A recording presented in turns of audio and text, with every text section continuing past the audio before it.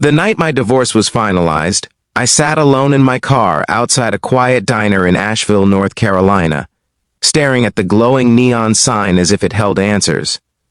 12 years of marriage had collapsed into a thin stack of papers and a tired judge's signature. My wedding ring was no longer on my finger, but I could still feel the phantom weight of it pressing into my skin. I remember gripping the steering wheel so tightly my knuckles turned white, wondering how a life built so carefully could unravel so completely. I had loved once with everything I had, and now I was walking away with half my furniture, shared custody of a golden retriever, and a heart that felt like shattered glass. Before we go any further, if you believe in kindness and second chances, and in the quiet miracles that sometimes find us in our darkest moments, take a second to like this video, share it with someone who needs hope, and subscribe to the channel. Stories like this remind us that even broken chapters can lead to beautiful beginnings.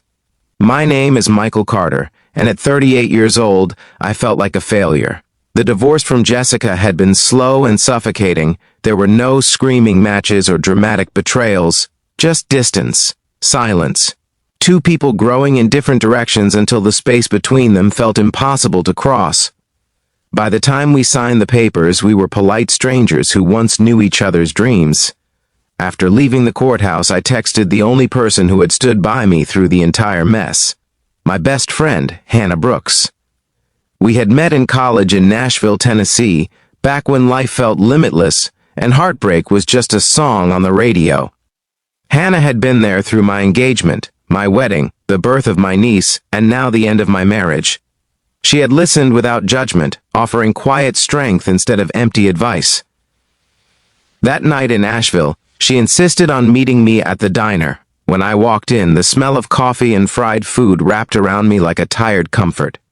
Hannah was already there in a corner booth, her auburn hair pulled into a loose bun, her eyes soft but steady. She didn't look at me with pity. She looked at me like I was still the man she had always known.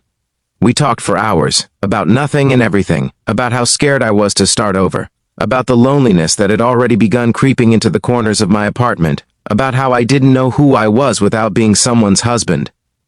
Weeks passed, and the silence of my new life grew louder. I moved into a small rental house on the edge of town. The walls were bare, the rooms echoing. I filled the space with cheap furniture and busied myself with work at a local architecture firm, but at night, the emptiness was unbearable.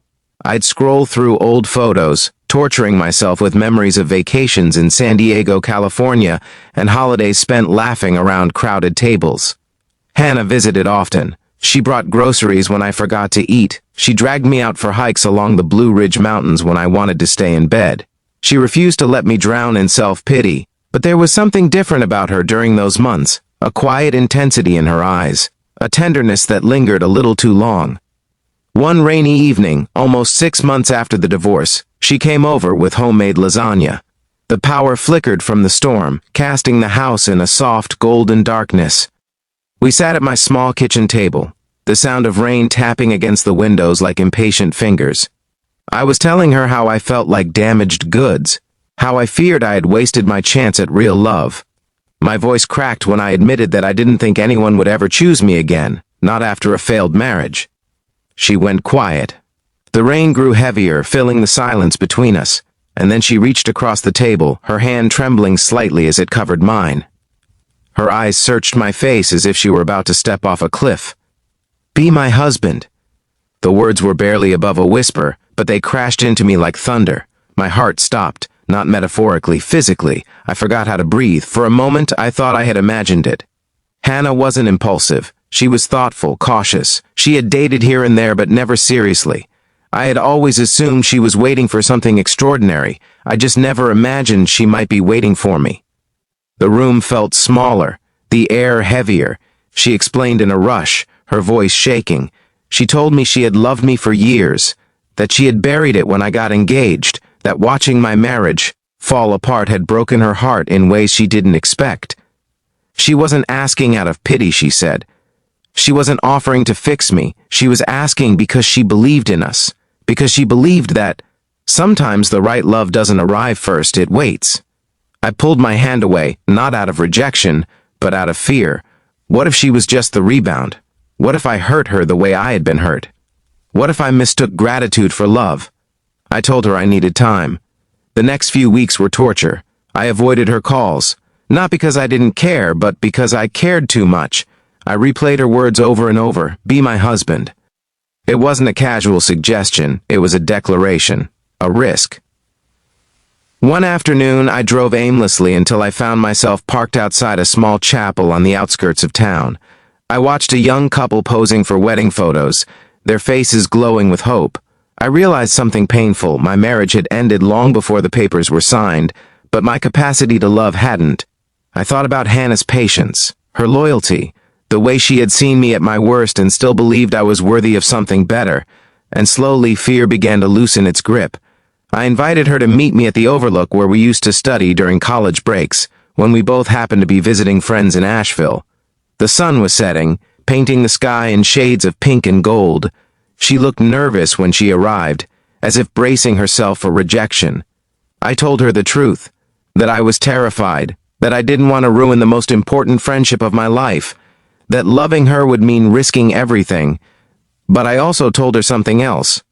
I told her that when she wasn't around, the world felt dimmer, that in the darkest season of my life she had been my light, that maybe love wasn't always fireworks and grand gestures, maybe sometimes it was steady, quiet, patient. Her eyes filled with tears as I took her hands. I didn't propose that night, I didn't promise forever, but I told her I was willing to try, not because I needed saving, but because I wanted her. The months that followed were not perfect. Healing rarely is. I had moments of doubt. She had moments of insecurity. We moved slowly, building something honest instead of something rushed. We talked about therapy, about expectations, about how to protect what we were creating. A year later, in that same Overlook, I knelt down with a simple ring. My hands shook as I asked her to marry me, not as a replacement for my past, but as the greatest gift of my future. She said yes through tears and laughter. We were married the following spring in a small ceremony surrounded by friends and family. No grand ballroom, no extravagant decorations. Just wildflowers, sunlight, and vows spoken with full awareness of how fragile love can be. If you're still watching, and this story has touched your heart even a little, please comment the word HOPE below. Your engagement helps this channel grow and share more stories about redemption, love, and second chances. Today, 3 years into our marriage, I can say something I never thought possible after my divorce. The worst day of my life led me to the best one. Losing Jessica forced me to confront my flaws, my fears, and my tendency to hide behind comfort. It stripped me down to who I really was, and in that raw, broken place, Hannah found me.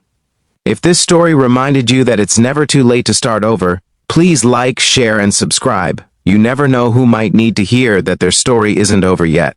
Because sometimes, when your heart stops in shock, it's not from loss. It's from the terrifying, beautiful realization that love has been standing beside you all along, waiting for you to see it.